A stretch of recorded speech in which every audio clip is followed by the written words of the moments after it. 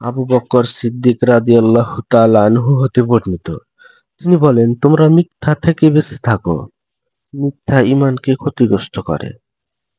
মুসনাদে আহমদ হাদিস ১৬, বাইহাকী কুবরা হাদিস ২১,৩৪৭। আব্দুল্লাহ ইবনু উমার রাদিয়াল্লাহু তাআলা আনহু বলেন, রাসূল সাল্লাল্লাহু আলাইহি সাল্লাম বলেছেন, যখন তোমার মাঝে ৪টি জিনিস থাকবে, তখন দুনিয়ার সবকিছু হারিয়ে গেলেও তোমার কোনো সমস্যা নেই। ১. আমানত রক্ষা করা। ২. সত্য কথা বলা। ৩. সুন্দর চরিত্র। ৪. বৈধ রুজি। মুসনাদে আহমদ হাদিস ৬,৬৫২। মিশকাত হাদিস ৫,২২২।